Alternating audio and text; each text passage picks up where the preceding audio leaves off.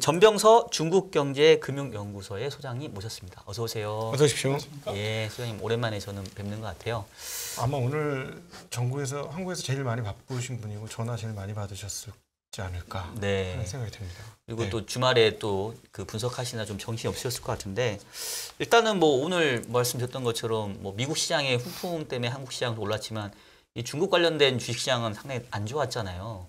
아마도 이제 시장에서 바라보는 시각이 요번에 이제 시진핑 3기에 대해서 조금 뭔가 네거티브한 쪽을 많이 좀 받지 않나 싶은 생각이 드는데 소장님 혹시 어떻게 좀 보셨는지요? 늑대를 두려워하는 것 같아요. 늑대.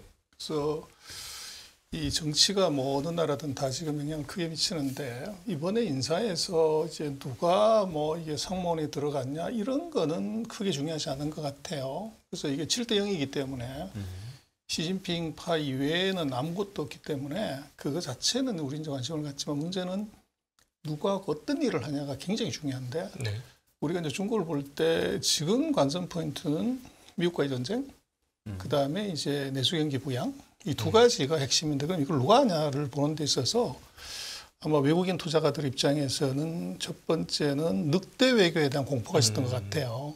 그래서 그 지금까지 최근 5년 동안 중국의 외교의 특징이 보면 그 굉장히 강대강으로 가는 그리고 또 약한 나라에 대해서는 뭐 이제 조그만 불리한 액션이 나오면 아주 무리할 정도의 그런 이제 보복이나 이런 것들을 했던 것이 있었는데 그것에 이제 주도하는 사람이 외교 라인이 왕이 주석 그 다음에 이제 그 양제츠라고 외교부장으로서 높은 사람이 있어요. 그래서 그 정치국원이 있고 그 다음번에 이제 우리가 많이 본 왕이 외교부장이 있고 그 다음에 이제 미국의 그 주미대사가 있죠. 칭강이라고. 그래서 이번에 기대는 아마 외교 라인들이 그 중국은 뭐 이 50대는 이제 애들로 치는 거죠. 그래서 60대가 돼야 그래도 정치를 하지. 그래서 중국은 60대 중반이 이제 모든 정치 핵심이에요. 그러나 그 68세가 되면 은퇴를 해라. 근데 거기에 보면은 이제 그 양제츠 정치국원하고 왕위 외교부장이 다 69세, 72세이기 때문에 이번에 은퇴를 해야 돼요. 그렇게 되면 아마 스타일이 바뀔 것이다 이렇게 봤는데 뚜껑을 열고 봤더니 양제츠만 빠졌고 나머지 사람들은 이제 자동으로 위로 승진하는 이제 이런 그림이 보여진 것 같아요. 그랬을 때 지금처럼 미국과의 강대강, 소위 말하는 늑대 외교의 지속이라고 하면 이것이 이제 미국의 굉장히 과한 반응을 불러올 가능성이 있을 것이다. 이게 아마 제가 볼 때는 심리적으로 가장 큰 타격을 준 것 같고 두 번째는 오늘 이제 홍콩 주식들이 크게 많이 떨어진 것들하고 또 하나 이제 중국 그 내수 시장에서 중국 본토 시장에서 주가가 올라간 게 있어요. 그 홍콩에서 폭락의 주도는 뭐 전부 인터넷 회사, 플랫폼 회사들이 대폭락을 했고 반대로 중국에서는 반도체 주식들이 굉장히 강세로 갔어요. 그래서 이게 이제 그 시장을 바라보는 데 굉장히 중요한 팁을 주는데 경제 측면에서 지금 공동부유라고 하는 그 새로운 아젠다에 대해서 투자가들 입장에서는 굉장히 그 뭐 이제 소통공보고 놀랄 수밖에 없는 그런 건데 이번 그 당대회에서 공동부유를 적어도 15년 이상 지속할 것이다. 이런 시그널을 하나 줬고 그래서 이번에 이제 그 경제 쪽 라인이 보면 중국은 이제 총리 그 다음에 이제 그 우리 같으면은 경제기획원 장관 그리고 이제 그 예를 들면 우리 산자부라든지 뭐 이제 그 과기부 이런 식으로 내려가는데 그래서 이번 같은 경우는 경제를 총괄하는 이제 부총리가 류허라고 그래서 우리가 굉장히 많이 봤던 이제 미국과 협상의 대표로 나온 사람이죠. 근데 이분도 이제 68세가 넘어가서 이번에 은퇴를 했기 때문에 그래서 새로운 사람이 들어오게 되면 아마 그 사이에 진행했던 중국이 많은 정책에서 오류를 극복할 수 있지 않을까 하는 기대가 있었던 것 같아요. 근데 문제는 이 류허의 그 후계자라고 할 수 있는 사람이 바로 이제 우리 경제기획원의 장관 같은 사람인데 이 사람이 이번에 승진을 했어요. 그래서 이 사람의 이 정책 스타일은 류허하고 똑같은 정책이고 그렇다고 하면 이제 공동부유라든지 뭐 1대1로 정책이 그대로 유지가 될 것이다. 이것에 대한 이제 불안감이 같이 작용을 한 것 같아요. 근데 재밌는 것은 우리는 이제 공동부유를 그 주식 투자의 관점에서 보기 때문에 플랫폼 기업들의 주가 폭락, 또 어떻게 보면 실적 악화 이런 것들이 굉장히 부정적으로 보여지지만 이번에 반도체주가 올라가는 것들은 반대 현상으로 좀 볼 게 있어요. 그래서 중국이 공동부유를 한다고 하는 것이 이제 우리 주식 투자를 해서 손실을 많이 본 투자가 입장에서는 중국의 10대 부자들의 재산, 아리바바나 탄센트나 뭐 이런 이제 부자들의 재산을 이 다 회수해서 n분의 1로 나눠주는 것, 이게 이제 공동부유다. 이런 쪽의 해석을 이제 서방에서는 조금 하게 되는데, 제가 계산을 해봤더니 중국의 10대 부자, 그래서 중국의 1대 부자가 전 세계 부자 랭킹 16위예요. 한국은 1대 부자가 전 세계 랭킹 221등인데, 그래서 엄청난 부자이긴 맞지만 중국의 10대 부자들의 재산을 다 털어서 14억으로 나눠주면 1인당 얼마 정도 배당할 수 있을 것 같습니까? 껌값일 것 같은데. 그렇습니다. 29만 5천 원. 아, 껌값은 아니네. 그래서 그걸 가지고서 뭐 이게 나라를 잘 살기 이건 전혀 아니라는 거죠. 그래서 중국의 지금 그 공동부유론에서 반드시 이거 컨트롤 해야 되는 산업이 4가지가 있고, 중국 정부가 우리는 이제 그걸 잘 쳐다보질 않는데 반드시 육성해야 되는 산업이 4가지가 있어요. 근데 이제 제재해야 되는 산업이 예를 들면 지금 반동서법이나 예를 들면 데이터를 과도하게 쓰거나 또 이제 그 과도한 이익을 취한다거나 환경을 오염시켜나는 그 4산업이 있는데, 그 4산업은 그 사이 우리가 봤던 주가 대폭락 산업이에요. 헝다부터 시작해서 교육산업, 이제 플랫폼 산업인데, 반대로 중국이 목숨 걸고 육성하려고 하는 산업이 4가지인데, 거기 첫 번째가 공동부의 핵심은 우리 삼성전자처럼 월급 많이 받는 이 직장이 제일 중요하다. 그래서 하이테크 기술에 대한 이 정책 육성을 목숨 걸고 해요. 거기에 이제 아이러니하지만 미국이 반도체로 모든 것을 다 막는다고 했지만, 이게 이제 반대로 중국의 국산화 의지를 지금 미국이 527억 달러를 보조금으로 줘요. 근데 그 사이 중국이 2014년부터 지금 8년 동안 준 보조금이 대략 한 60조가 조금 넘어요. 근데 이번에 미국이 저렇게 527억 달러를 보조금을 주면 중국은 얼마 정도 보조금을 추가적으로 줄까 생각하면 제가 볼 때는 미국 곱하기 1을 할 수도 있어요.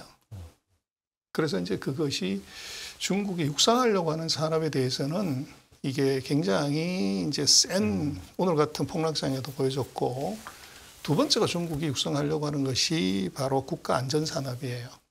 그래서 국가안전산업의 대표적인 게 방산이 되죠. 오늘 보면 중국의 특이한 게 방산주들이 아주 강하게 올라갔고, 그리고 또 다른 것 하나는 중국의 공동부의 제일 중요한 아킬레스건은 도시하고 농촌의 이제 소득 격차를, 도시는 계속 잘 사는데 농촌이 78년에 농촌하고 도시의 소득 격차가 2.6배였는데 40년 동안 중국이 그렇게 뭘 많이 했다고 하지만 여전히 상대 빈곤은 2.6이에요.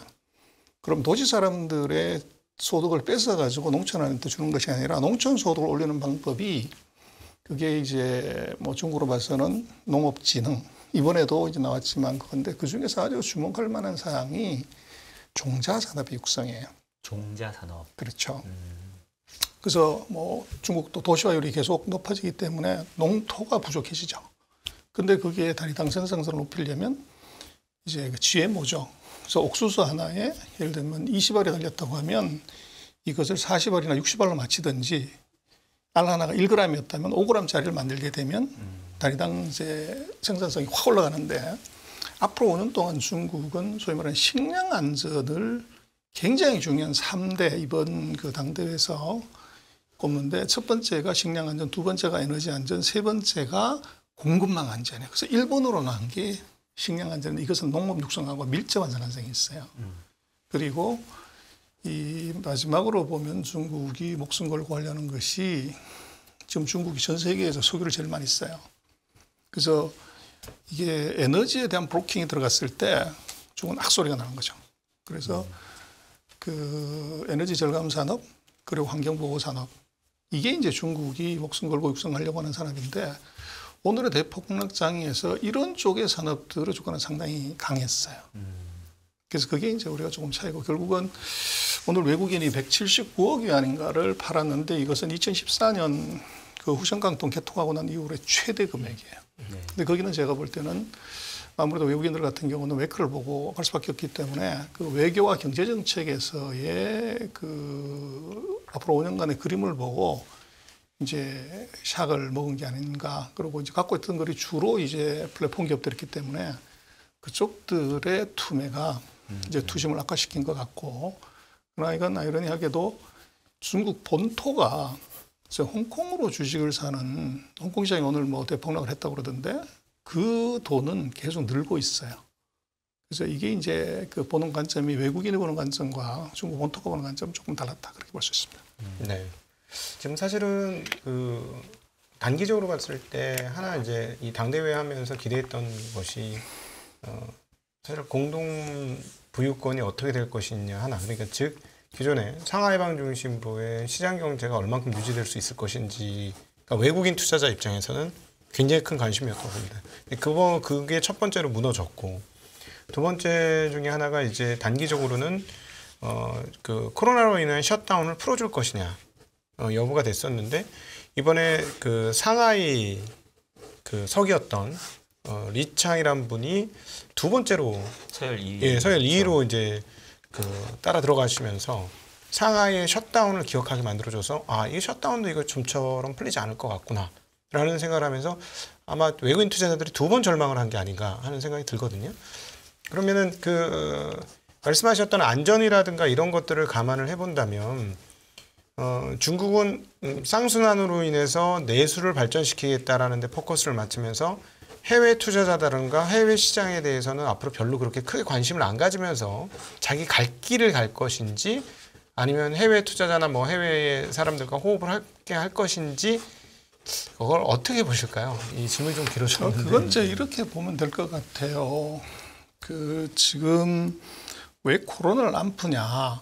그리고 이제 당대회 하기 전에 3일 연속으로 이제 인민일보에 보면 코로나 방역에 관한 얘기를 써요. 그래서 말씀하신 이제 리창 같은 경우가 거기에 딱 이제 증거로 보여준 건데, 지금 중국이 하루 일간 확진자가 한 800명 뭐 이 정도이기 때문에 우리가 인구가 뭐 중국보다 28배나 많으니까, 그럼 대략 우리로 쳤을 때 한 30명 정도가 발병하는 거예요. 네. 그러면 정말로 이게 무시할 만한데, 그렇게 안 하는 이유가 뭐냐를 놓고 보면 이제 정치 입장에서는 이게 경제적 이익보다 정치적 이익이 크면은 이것이 경제적 이익을 희생할 수 있는 그런 이제 상황이 오죠. 그래서 지금 중국 같은 경우를 보면 저는 두 가지 이유가 떠보는데, 첫 번째는 이 시진핑의 업적 중에 하나가, 첫 번째는 하루 1달러 이하로 사는 절대 빈곤층이 10년 전에 9,800만 명인데 이걸 제로로 만들었다는 게 제일 큰 거고, 두 번째가 전 세계가 코로나로 이제 그 굉장히 어려움을 겪지만 중국은 제로 코로나를 달성한다. 이게 굉장히 중요한 정치적 업적으로 보여져요. 네. 근데 중국이 정말로 조금 걱정하고 이러는 것은, 중국은 이미 이제 체면에 목숨을 걸어요. 네. 그래서 중국이 전 세계로부터 이 코로나 발병 원죄론, 너 때문에 이게 발병했어, 이것 때문에 문제가 됐다고 하는 것에 대해서 중국은 굉장히 경계하고 두려워해요. 그래서 이것을 이제 어떻게 피해갈 거냐 하는 것은, 중국의 전략은 코로나는 발병이 중요한 것이 아니라 방역이 중요하다, 이렇게 가고 싶은 거죠. 그래서 이번 코로나를 놓고 보면 중국이 사회 통제력이 강하기 때문에 1,100만 명이 이제 있는 도시가 감염이 됐지만 48일 만에 5,000명 밑으로 떨어뜨렸어요. 근데 미국 같은 경우는 이제 이 트럼프 대통령이 오판해서 이게 이제 독감 정도로 보는 바람에 전 세계에서 가장 많은 사망자, 확진자를 냈고, 또 지금 뭐 급노린다고 난리를 치지만 결국은 이게 코로나를 이 약으로 치료한 것이 아니라 FRB 지하실에 있는 달러 프린터로 치료를 해버린 거죠. 100년 만에 가장 큰 돈을 풀었기 때문에 이게 이제 문제가 된 것이고, 그래서 지금 보면 전 세계가 다 금리 올리고 통화 단속하는데 중국은 반대로 가죠. 금리를 내리고 돈을 풀고 있는데, 이게 왜 그런 거냐 하는 것은 결국은 이번 사이클은 코로나 사이클로 봐야 된다. 금리 사이클이 아니고 누가 먼저 코로나를 안정화시켰냐, 요건데 중국은 가장 먼저 코로나 안정화시켰기 때문에 경기 회복도 빨랐고 다운도 빨랐죠. 그러나 미국은 경기 회복도 늦었고 이번에 다운도 가장 늦게 가는 그림인데 늦게 가다 보니까 금리를 가장 나중에 올리는 일이 지금 벌어진 거죠. 그래서 중국으로서는 그런 코로나의 원죄론에서 피하고 싶은 것이 이것을 유지하는 이유가 하나 있고 결정적으로 봤을 때 이제 정치적인 이유는 그런 것 같아요. 항상 중국이 5년 단위의 지도자가 바뀔 때 그때 이제 쿠데타설이라든지 뭐 이런 이제 정치적인 불안정성이 항상 있었어요. 근데 원래 이제 중국이 5년 단위로 한 번 연임할 수 있다는 것이 이제 주석의 임기 조항이었는데 이것을 이 삭제를 하면서 3년임을 하게 됐기 때문에 정상적인 경우라고 하면 이번에 이제 대규모의 반발이나 또는 과거 같으면은 이제 쿠데타의 조짐 같은 것이 뭐 정상적으로는 당연히 발생할 수 있는 위험이 존재하죠. 그러나 이것을 이제 통제하거나 안정화시키는 데 가장 좋은 방법이 이게 코로나19로 인한 이동 제한이 이것을 원천적으로 봉쇄하는 데 아주 유효하다는 거죠. 그래서 베이징 같은 경우는 외국인 최근 뭐 거의 1년 가까이 이제 진입 자체가 안 됐고 그리고 이제 그 다른 성에서 온 사람들도 격리하고 이동 자체를 통제를 했기 때문에 소요 사태가 있거나 예를 들어서 탱커 부대가 진입하거나 이것이 원천적으로 불가하다는 거죠. 그렇게 되면 정권 교체기에 그 발생할 수 있는 예상치 못한 불상사를 이것을 원천적으로 이것을 막을 수 있는 방법이 코로나로 인한 모빌리티 제한이다. 이제 그런 정치적인 이유가 굉장히 그 문제 언제 풀 거냐 하는 문제는 제가 볼 때는 내년 3월에 양회의를 하기 전 이제 그쯤에 이것이 풀릴 가능성이 대단히 높아 보이는데 그것은 첫 번째는 이번에 이제 새로운 지도자들이 이제 7대 0으로 이게 완전히 왔다고 하는 것은 뭐 우리도 굉장히 놀라운 일이지만 중국에도 샥으로 올 수 있어요. 그럼 거기에 대한 이제 여러 가지 그 반발이나 이런 것이 있을 수가 있는데 뭐 다 그렇지만 그 한 6개월 정도가 지나버리면 이제 거기에 대한 생각이 무뎌지거나 이제 뭐 이게 그럼 두고 보자 이런 형태로 가죠. 그래서 내년 3월 양회의 되기 전까지 대략 한 5개월에서 6개월 정도 시간 사이에 그런 이제 정치적인 반발이나 인사에 대한 불만 같은 것이 발생할 수 있으면 이것도 또한 원천적으로 봉쇄할 수 있는 방법이 모빌리티를 제한을 해버리면 이것이 이제 안정화될 수 있는 방법이 있는 거죠. 그래서 제가 볼 때는 지금 그 코로나의 확진자의 숫자보다는 정치적 이익, 정치적 측면에서 이걸 해석을 하게 되면 대략적인 이제 답이나 또 지금의 중국이 왜 이제 저런 그 어떻게 보면 경제를 희생하는 조치를 계속 지속하는가를 알 수가 있을 것 같습니다.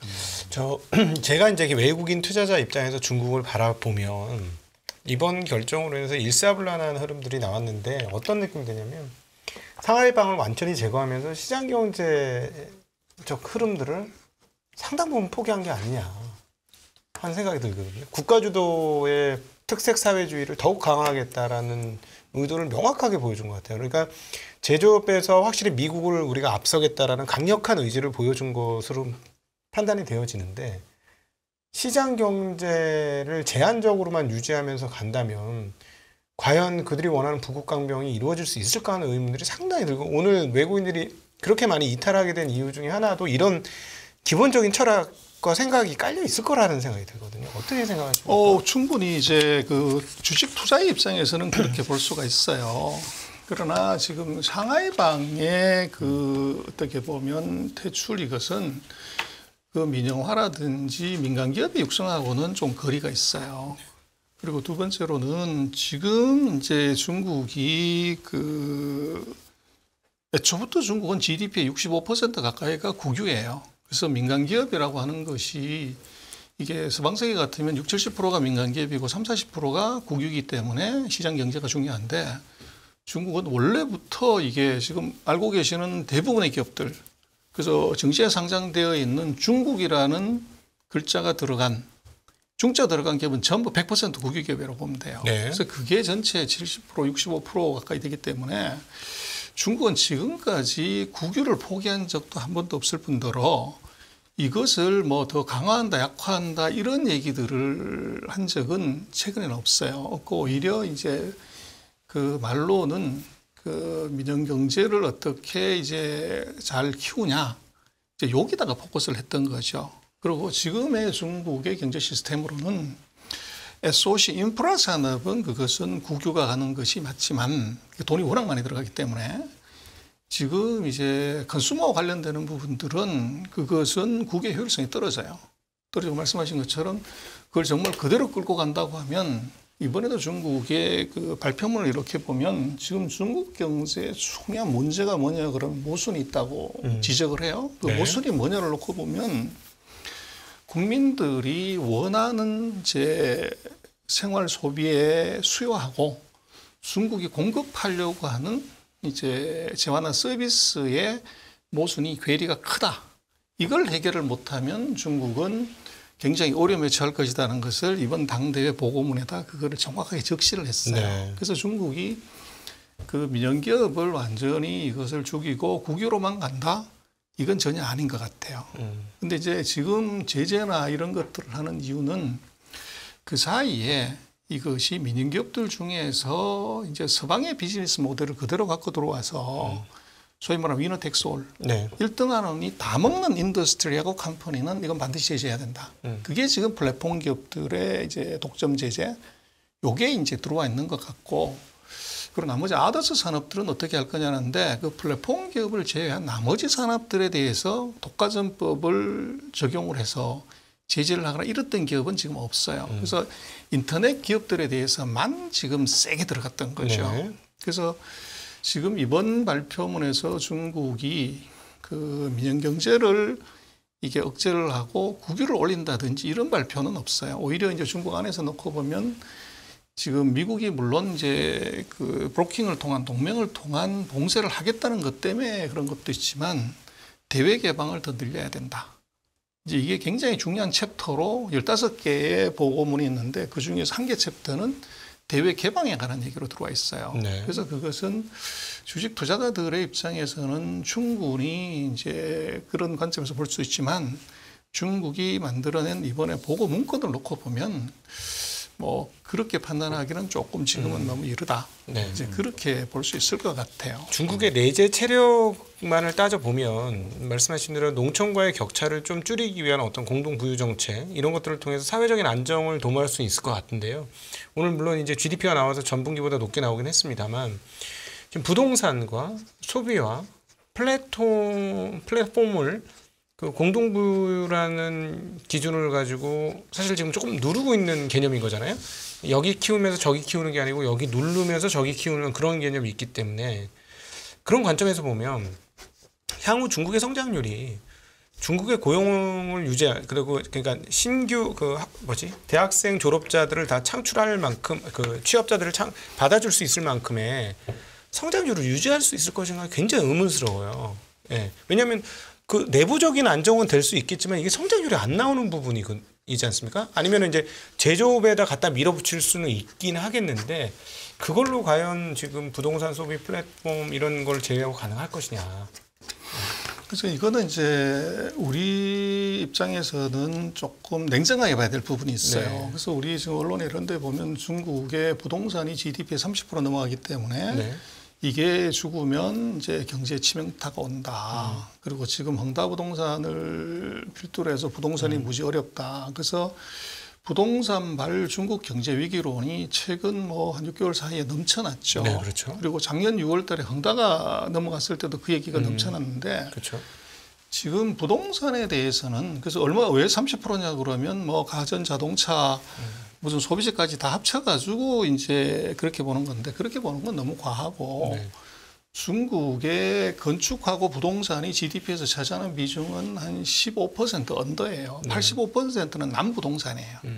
그리고 지금 중국 부동산의 악화의 가장 중요한 팩트는 모빌리티를 제한해서 그런 것이 제일 커요. 네. 그래서 4월 달 이후로 실제적으로 6개월 동안 이동이 안 되게 돼 있단 말이에요. 그렇게 되면 이동이 안 되는데 아파트 청약하라고 하고 아파트 그렇죠. 사러 갈 수가 구조적으로 없어요. 그렇죠. 그래서 이게 이제 휙 떨어진 건데 문제는 지금 한국의 많은 이제 레포트나 코멘트에서 중국 부동산 경기의 심각함을 바로 부동산 거래 면적이 이게 확 떨어져서 거래가 안 되니까 청약도 안 되고 개발도 안 된다고 하는데 이거를 조금 냉정하게 봐야 되는 것이 우리나라의 지금 9월 달에 그 아파트 거래 면적 감소폭이 71%예요.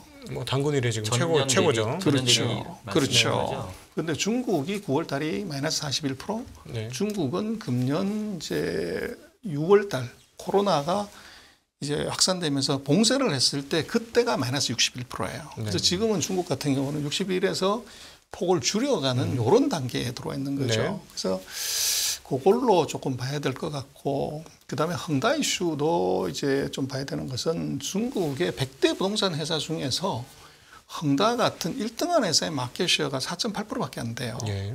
그리고 부동산에 이 문제가 됐던 것은 탑10 기업 중에서 그 부도익이나 정부의 규제를 받는 것은 1등하는 헝다하고 8등하는 그 녹지그룹이라고 요 두 개 회사만 이게 문제가 된 거예요. 나머지 8개 회사는 멀쩡하게 돌아간다는 거죠. 그래서 그 부동산에 최근에 놓고 보면 이제 그런 얘기를 많이 우리가 들었는데 중도금 대출이 안 돼가지고 이걸 상환을 사람들이 거부해서 뭐 200 몇십 개의 사이트에서 이것이 공사가 중단이 됐고 이것이 이제 전체 부동산에 미치는 영향이 심각해서 이게 또 금융위로 간다 이런 얘기를 하는데 이것도 조금 봐야 되는 것이 200 몇십 개라고 하지만 이게 첫 번째는 1선 도시, 2선 도시, 3선 도시가 있어. 우리 같으면 네. 5대 도시하고 예를 들면 30대 도시 그 이하가 있는데 200 몇십 개 그 공사 중단 중에서 1선 도시에 해당되는 건 3군데밖에 없어요. 나머지는 2선, 3선 우리 같으면 이제 뭐 작은 시나 읍 단위에서 문제가 된 것이고 요거를 이제 어떻게 해결하냐는 문제는 이미 중국이 이게 커지면은 대형 사고가 날 것을 알기 때문에 우리 지금 PF에 50조 집어넣어가지고 풀듯이 중국이 5대 은행들한테 500위안에서 1,000억 위안씩을 내라. 그래서 우리 같으면 증안기금 같은 걸 만든 거예요. 네. 그래서 중소 이제 지방 건설업자들한테 브릿지론을 해주는 겁니다. 네. 그래서 먼저 돈을 지급해서 이 중도금이 안 들어오더라도 먼저 공사를 해서 완공을 하고 완성시켜서 대금을 해소하라고 하는 것이 이미 부동산 정책에서 중국이 쓴 정책이에요. 네. 그래서 이게 이제 부동산 관련되는 얘기고, 그래서 지금 부동산을 결국은 이제 어떻게 할 거냐는 문제는 제가 볼 때는 중국에서 그런 말이 있어요. 새로운 관리가 등장하게 되면 세계의 횃불을 들고 흔든다. 그럼 뭐든지 이제 자기가 보여주고 싶은데 지금 중국 정부가 원래는 2번을 해야 되는 정부인데 3번째로 돌아왔을 때 그냥 상식선에서 한국에서 이제 많이 보기는 중국이 시진핑의 그 장기 집권이 경제 성장률을 떨어뜨리고 어떻게 보면 중국 경제에 굉장히 네거티브하다. 이걸 중국도 서방 세계의 시각을 정확하게 알고 있고 이제 모니터링하고 있단 말이에요. 네. 그랬을 때 또 중국 내부적으로 봐도 장기 집권을 해야 되는 것의 이유가 우리가 나라를 더 잘 살게 하고 국민들의 생활을 더 낮게 보장할 수 있다는 것이 장기 집권의 논리도 그렇죠. 되고 증거도 돼요. 그러겠죠. 그러면 내년도 GDP나 이것이 2022년보다 더 나쁘게 간다고 하는 것은 이것은 정권의 존립에 아주 치명적인 문제가 돼요. 네. 그래서 제가 볼 때 내년도에 중국 경제를 제가 볼 땐 그렇게 부정적으로 볼 필요가 없는 것은 오히려 전 세계 주요 국가 중에서 경기가 가장 먼저 턴하는 경제로 보는 것이 맞다고 보이시는데 네. 그 이유는 첫 번째는 코로나를 이것을 방역을 풀게 되면 분노의 소비가 바로 생기게 돼요. 두 번째는 최근 3년 동안 중국이 부동산 경기를 계속적으로 눌렀죠. 억제했기 때문에 이것이 경기 부양책을 쓰는 것이 아니라 규제만 다 드러내도 이게 바로 리턴할 수 있어요. 네. 그리고 제일 중요한 것은 이제 부동산도 말씀하셨고 소비도 그랬지만 돈을 풀면 뭐 이제 죽은 고양이도 튀어오르지 않습니까? 네.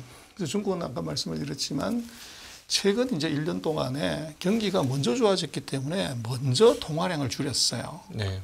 그래서 지금 돈을 풀 수 있는 다른 나라는 돈을 집어넣어야 되지만 중국은 CPI 부담도 뭐 2.5%, 2.8%이기 때문에 물가 상승의 부담이 없기 때문에 통화를 계속 풀 수가 있어요. 그래서 그 세 가지를 쥐고 있기 때문에 제가 볼 때 내년도 같은 경우들은 그걸 통해서 GDP 숫자를 맞추는데 중국의 GDP는 지적하신 것처럼 그거는 고용지표지 서방 세계하고 달라요. 네. 근데 중국은 왜 5.5%냐고 그러면 목표치가 이게 1년에 졸업하는 대졸자가 1,070만 명이고 2019년에 중국의 GDP 1%당 고용 유발 개수가 220만이에요. 그래서 5.5%를 해야 1,100만 명을 고용할 수 있는데 금년에 지금 예측치는 3.3에서 3.8 네. 그러면 대략 한 700만 명 정도 고용에 그치게 돼요. 네.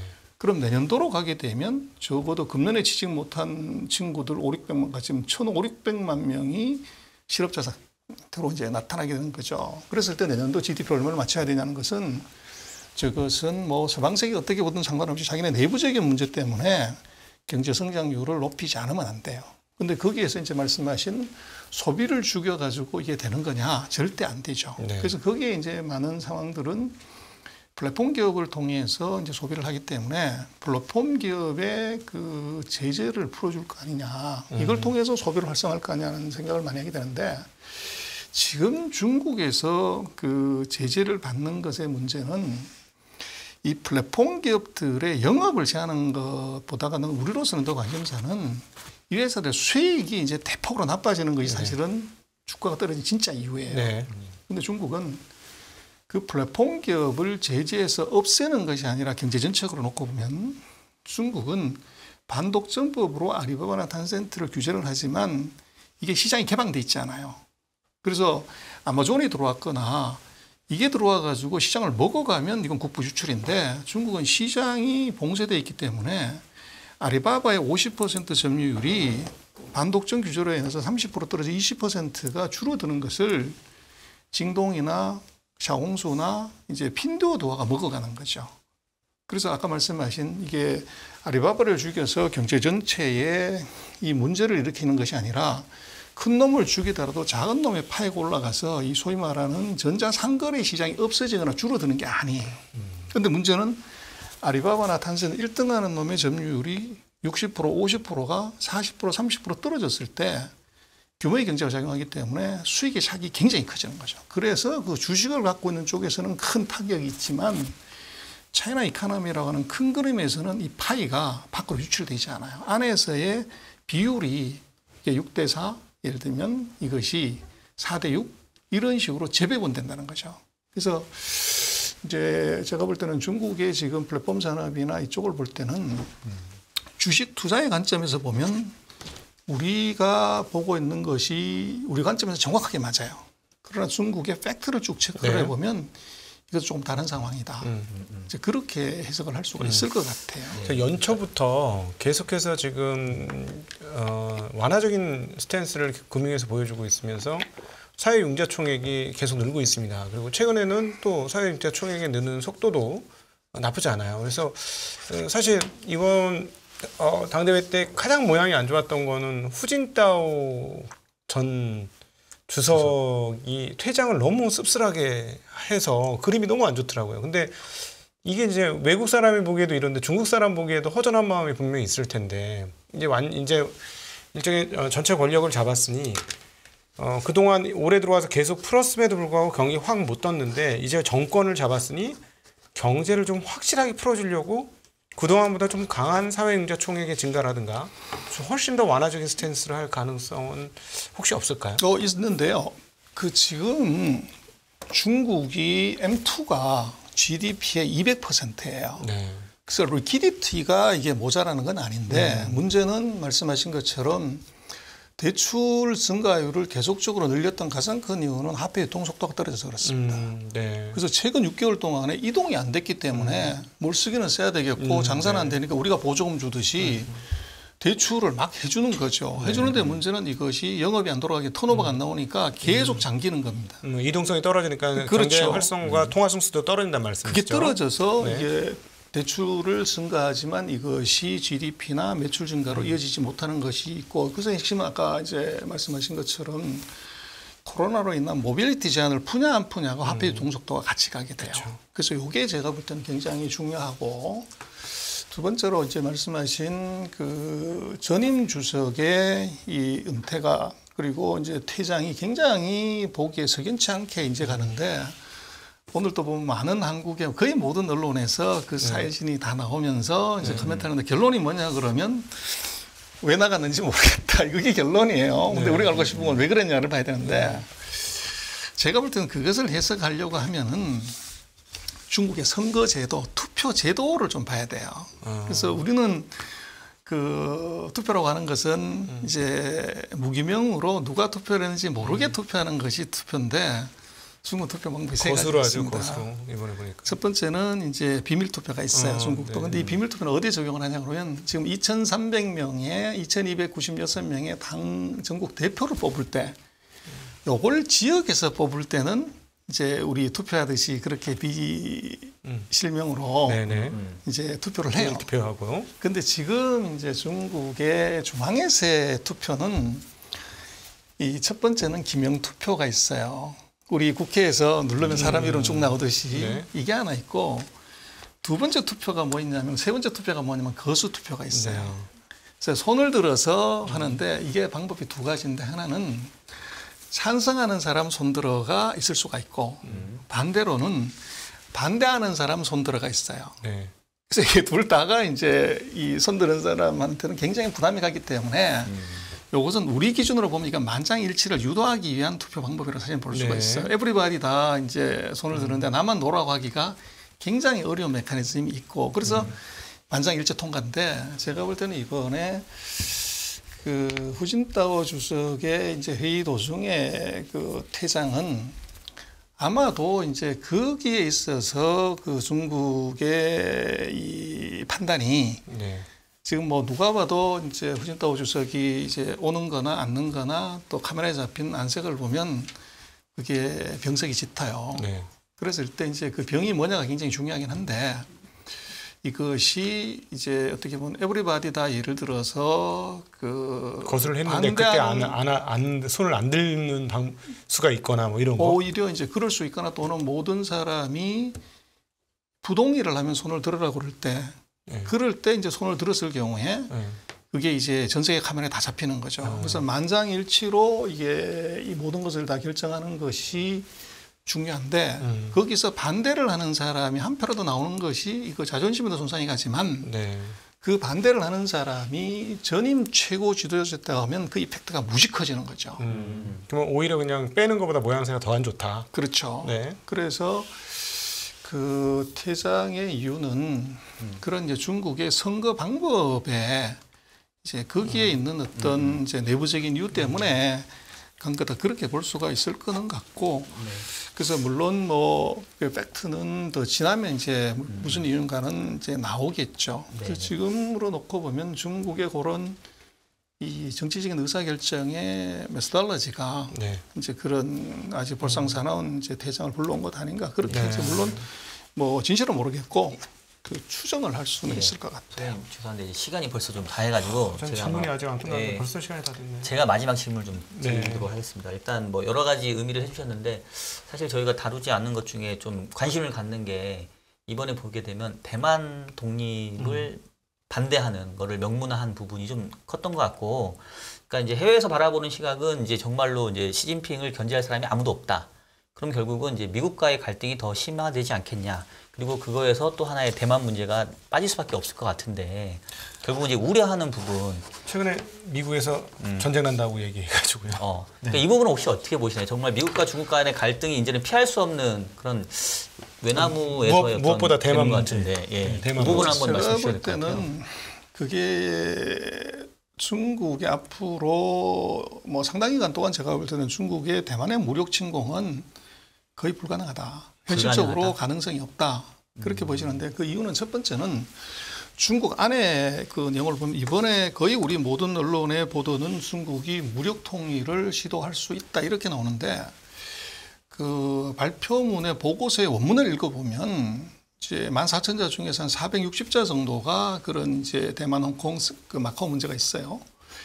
거기에 대만 문제에 대해서는 뭐라고 언급을 했냐면 지금까지 해오던 그 원론을 그대로 언급을 했어요. 평화 통일을 하고 양황 관계를 이제 어떻게 보면 일국양제를 하겠다고 하는 것이 전체 주류예요. 그리고 뒤편에다가 뭐를 하면 단 이런 상황이 있을 때는 우리가 무력을 사용할 수도 있다. 이렇게 썼는데 그 단이라고 하는 단서 조항이 뭐냐면 외부 세력이 대만의 독립을 부추기거나 이랬을 때는 우리가 무력 사용하는 것을 배제할 수가 없다. 요렇게 코멘트를 한 거예요. 근데 그거를 이제 그 줄을 놓고 보면 뒤에 단서 조항하고 주하고는 이제 단서 조항이 주냐 이건 아니잖아요. 앞에 거가 주고 뒤에 거는 이런 특수한 상황이 발생하면은 그럴 수도 있다고 하는 건데 이걸 뽑아가지고 이제 메인처럼 얘기를 해버리니까 그런 문제가 생겼고 그래서 제가 볼 때는 지금 뭐 경제력에서는 중국이 무슨 우리가 70%나 80%를 거지만 군사력에서는 미중의 실력으로 보면 붙었다 그러면 100점 100패죠. 네. 그래서 이것을 싸움에서 손자병법을 2000년씩 연구하는 나라에서 지른 싸움을 과연 얘들이 하려냐 이게 하나 있고 두 번째는 미국이 지금 최근 뭐 일주일 사이에 합참의장부터 연속 3명이 아예 날짜를 박아요. 대만을 중국이 언제 공격할 거다. 5년 뒤에, 3년 뒤에, 1년 뒤에 이걸 날짜를 박는데 그것은 제가 볼 때는 굉장히 그 두 가지의 의도가 같이 내재가 돼 있어요. 하나는 이 대만 문제를 건드렸을 때 중국을 아주 쉽게 자극할 수 있고 또 거기에서 이제 무력으로 뭔가를 침공한다고 하는 것은 이것이 바람직한 일이 아니기 때문에 중국의 그 도덕적이지 않음을 부각할 수도 있지만 진짜 미국의 그 속내는 무기 장사가 있습니다. 그래서 지금 이제 중국이 그 미국이 대만한테 대만 관계법, 대만 보증법, 이번에 대만 정책법을 만든 이게 다 뭐냐 그러면 중국이 대만을 무력으로 침공하거나 공격을 했을 때 그 미국이 자동으로 개입할 수 있는 조항이 들어가 있어요. 네. 그런데 그 사이에 대만 보증법이니 정책법이니 하는 것은 정기적으로 주기적으로 대만한테 미국이 무기를 팔 수 있는 이제 법안이에요. 그래서 지금 양안강에 긴장이 되면 미국이 무기를 대량으로 팔아요. 그래서 지금까지 미국이 판 무기를 보면 871억 달러어치를 대만에 팔았어요. 그래서 양안관계의 긴장은 미국으로서는 중국을 통제하는 데 아주 중요한 이 명분을 하나 만들고 네. 실리는 무기를 팔아서 캐시를 챙길 수가 있는 거죠.